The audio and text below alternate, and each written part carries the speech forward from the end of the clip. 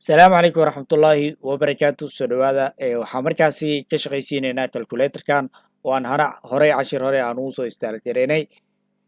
cashirka hore waxaan kusoo qaadanay istaalkii markaasi calculatorka hadda waxaan rabnaa inaan ka shaqaysiino markii koowaad waxaan ka bilaabeynaa saa ujeedin calculatorka wuxuu u shaqeynayaa in markii xaraf ka mid a lagu dhufto in halkan laga soo muujiyo xitaa kuwan haddii lagu dhuftana marka halkan laga soo muujiyo kadib markii aad dhahid 6 loo qeybiyo 5 oo kale equal markii aad dhahidna in markaasi laga shaqaysiiyo oo laga shaqeeyo oo natiijada meeshaas lagu soo qoro sidoo kale siidana waxaa waye in meesha markaasi wixii tirtirto kuwaan dhammaantood waxaa weeyaan waxaa la rabaa in meesha kasoo muuqdaan dhammaantood kuwaan oo dhan marka laga reebo labadan oo labadan shaqo noo qabanayaan janna waxuu tirtiraya janna waxuu xisaabinaya marka dhammaan sidee loo aqoonsanaya in keli loo sii datada marka lasoo qaado marka si fudud isticmaalayna insha allah waxaan isticmaalaynaa inaa function parameter ahaan value qiimaha mid walba aan usoo baasno tusaale lambar 7 waxaan rabnaa in aan inputan kasoo muujino waxaan sameynaynaa oo keliya on click ayaan ku xiraynaa waxaan leedahay on click markii keli loo siiyo waxaan wacanaynaa functionka waxaan leedahay handle numbers nambaradu noo soo qaadaya kadib waxaa markaas meeshaan u baasaynaa parameter ahaan numberka markaas aan click siinayno so easily marka functionka halkaan aad ku sameynaysaa qaybtan sare imaw waxaad dhehaysaa handle number ama numbers so kadib waxaad dhehaysaa function qoro arrow practice ka sameyso meesha marka waxaa qaadanaynaa numberka number waaye marka magaca u baxsanaysaa meeshaan tiradaa soo baasiis hadda lambar 7 waaye tusaale kale haddii aan console gareeyo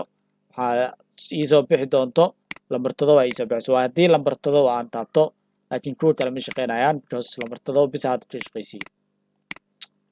sorry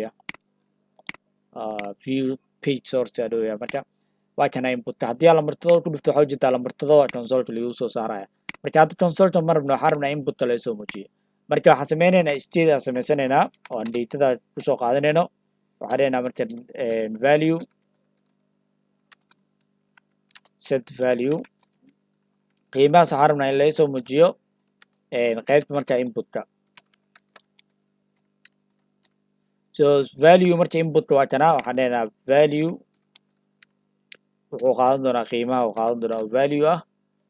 ama value isku magaca hadadin waxaa sameysaa waxaan dhahdaa number iskale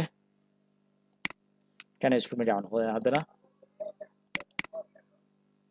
num xitaa waa dhigi kartaa adoo soo dhowaayo waxaa dhahaysaa num waxaa ka wadnaa numberka qiimaha marka value oo markaas inputka uu qaadanayo waa qiimahaas tusaale haddaa lambar 7 meeshaan ku qoro si caadi uu qoro inputka laga soo muujinaya inputka maxay tahay touch to right ayaan dhahnay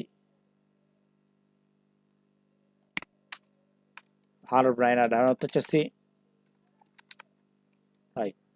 okay lambar 7 waa ka marka sidaan lama rabo waxaan rabnaa markii aan click ku siino kadib waxaan leenahay waxaan noo soo qaataa numberka noo soo qaad waxaan leenahay set number wuxuu noo soo qaadaya numberku noo soo qaadaya hadda lambar 7 haddaad ku dhufto page laga soo muujinaa ujeeda soo nambarada kalena sidoo kale aad sameynaysaa keliya waxaa wacanaysaa functionkan markaa wacdidna waxaa usoo baasaysaa lambarka markaa aritid in markaasi lasoo qoro hadda lambar 8 kale lambar 8 meesha lagu bedelayaa lambar 7na meesha lambar 9na lambar 9 meesha lagu bedelaa soo lambarada kalena waa la mid soo maadaama lambarada kale ay la mid yihiin si waqti markaa u ilaalino waxaan sameynaynaa oo kubiisanaynaa page kasoo muujinayna yani qaybtaana soo jishan doonaa so ilaa waxaa soo jistay mainska so waxyaalaha markaas leedaya so already marka waxaa soo geliyo keliya iyadoo lambarada la bedbedelay handle keliya meesha ku qoran meeshaan waxaa bedelaynaa functionka hadda aad samaystay oo ah handle number ayaa u bedelay so marka mid walba waxaa soo baasaya qiimaha ama datada soo baasaysa ujeed lambar 4 oo kale lambar 4 soo baasaya lambar 5 lambar 5 lambar 6 lambar 6 lambar 7 lambar 7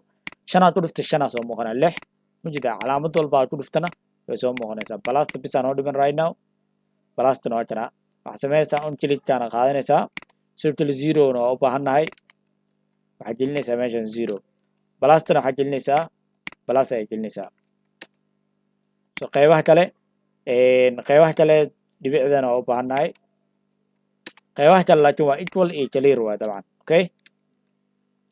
so mid waliba waxaa ujeedaa in markaasi page kasoo muuqanayo yani inputka kasoo muuqanayo سأوجد input أنا وحبله مخرج because waxaa kasoo dhignay read only okay laakiin waxaa cilad ah tusaale kale hadda fiiriya haddii aan meesha wax ku qorno 526 intaa waa la qori karaa laakiin meesha hadda isku dayo 526 hadaa qoro ma qormaayo because 5 hadaa qoro 6 isku bedela haddana so waxaa rabaa kii hore numberkii hore aa qoray inuu meesha igu qornaado mid kale lagu daro meesha marka waxaa samaynaysaa branches arrow meesha waxaa qoraysaa marka brief data datadii hore waxaa rabnaa in data cusub loo daro marka waxaa dhehaysaa brief date ama brief input magaca doonto bixi kadib waxaa dhehaysaa arrow one kadib waxaa dhehaysaa brief data datadii hore waxaad ku daraysaa datada hadda numberka lasoo baasay so sidaa ujeeda marka isla qaadanaya mujida aad dartaan waxaa weeyaan numberkii horena meesha yaali doonaa numberka cusub aad kusoo dartana wuu la qaadanaya marka meesha arrinta muhiim waaye oo set numberka ama functionka qaabka uu shaqeynayo marka aragtidna waxyaalo badan isku dartid marka briefkan magaca muhiimahan magaca arrinta oo bixi kartaa balse waxaa muhiim branches kadibna arrow kadibna plus aa isticmaalaysaa datada kale marka aad kusoo daraysa okay so intaas waaye haddii eber tahayna haddii kuwa lagu soo bilaaba oo yani number kuwa soo muuqanaya kadibna numberada kale kusoo dari kartaa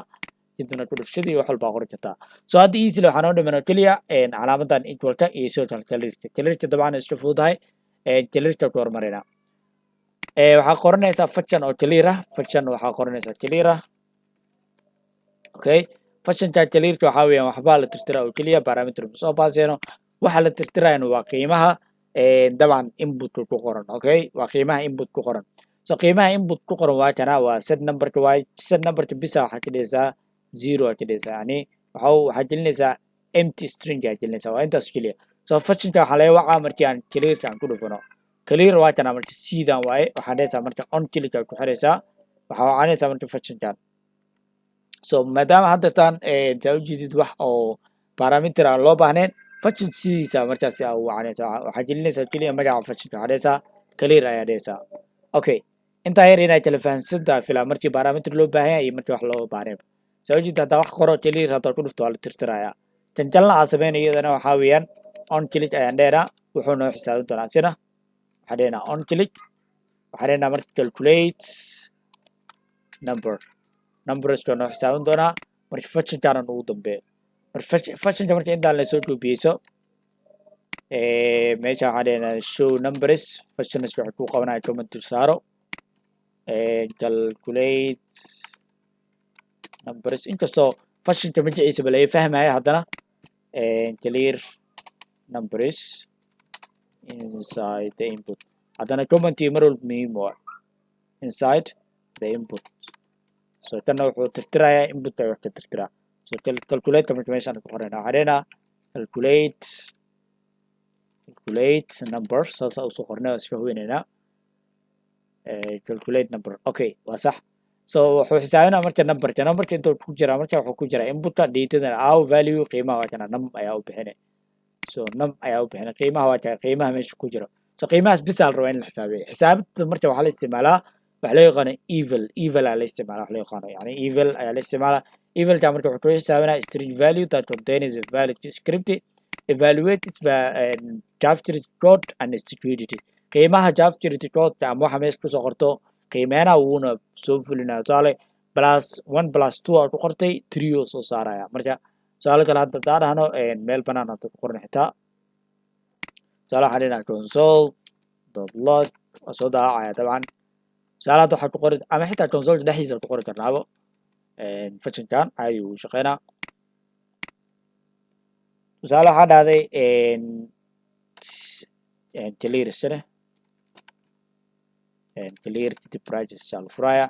so meesha waxaa dhahda tusaale kale haddaa idin soo dhaweeyo waxaa dhahday evil waa kay uu shaqeynaya soo ujeedaan waxaa gelinaysaa tusaale kale 10 + 9 oo kale haddaa gelis caadi uu xisaabinaya mujida so inter kadib caadi uu xisaabinaya marka hadda number tusaale kale 10 +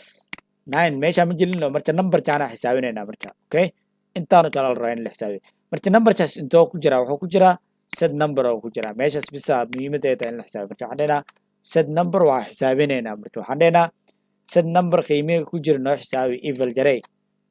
okay markii evil la dhaho kadibna waxaa la sameynaa qiimaha number waa kana qiimaha so qiimihii oo la xisaabiyey ayaa waxaa loo dhiibayaa set numberka kadibna pagekaa laga soo mijinaa set number mar walba muhiim waaye inuu datada soo qaado because hadda daa xisaabino xisaabta fiiriya haddaan xisaabino calculated constant yaa sameynaa waxaan dhihi doonaa calculated waana soo daawacaya la socoyaa waxaan dhihi doonaa eval kadib waxaan xisaabinaynaa numberka fiiriya page ilaa hadda kama soo muujinin mana ka soo muujinin waa xisaabinaynaa calculateka waxaan dhahoyaa consolta dhahoyaa la soco su'aalaanta waxaa dhahay wuu xisaabin doonaa fiiri waxaan dhihi doonaa 55 lagu dhiftay 6 waxaan dhihi doonaa equal wuu xisaabiyo waxaa noo soo baxay consolka fiiri 500 iyo 70 noo soo baxay balse page ma laga soo muujiyo si page loo soo muujiyo waa in calculatorkan loo dhiibaa set numberka loo dhiibo oo set numberkan wuxuu sameynayaa wuxuu qaadaa dheetada wuxuu keedinaa number markuu ku keediyana numberkaas wuxuu isku bedelaa kii la xisaabiyey la eval gareeyey okay marka meeshan set number waxaa u dhiibeysaa kii la xisaabiyaa u dhiibeysaa okay variable waa keedi kartaa bilaa variablena si toos dabcan waa u dhiibi kartaa sidaan ugu dhiibi kartaa okay so variable adoo sameynin si toos aa ugu dhiibi kartaa so hadda aan sameyno tusaale kale hadda way noo qoran tahay equal aa dhaho mujida xisaabtii waxaa laga soo muujiyey page ayaa laga soo muujiyey I think calculatorka aad uu fududahay balse intaasoo ku sameynaa dabcan calculatorka reactii marka la sameynaa saan uu fududahay runtii javascriptiga boqolkiiba boqol uu ku fududahay because javascript waxaa ku baahan tahay inaa heshid dhammaan domkii oo dhammaantooda soo dooratid dhammaantooda a lot of stuff sameynaysaa balse meeshaan intaasoo keliya ayaa u baahan tahay so errorka haddaa rabtid inaad haddii cilada ay jirto oo kale dabcan saan oo kale ma xisaabin karo soo ciladahan oo kale hadday jirto waxaa weeyaan error soo saari kartaa equal haddii la waxba ma sooma saara soo ma jeed marka error soo saari kartaa waxaa dhihi kartaa try koodor waxaa sameysaa sidaan samee haddii laakiin error uu jiro catch kadib waxaa dhehaysaa error so errorka naftirkiisa marka waad kasoo muujin kartaa meesha balse hadda sida caadiya anagana qoraal caadi u diiweyn waxaa dhehnaa error okay waxaan ku qoraynaa error so hadhow marka haddii ciladan oo kale jirto inter aa dhaho error laga soo muujinaya qoraal ahaan marka waxaan filaya inaad si fiican fahanteen calculatorka video like share asxaabta u share garay sidoo kale subscribe share kusoo biir waxay noo soo socda projectyo kale oo ku saabsan reactia waan si fiican ugu baranayna insha allah reactia السلام عليكم ورحمة الله وبركاته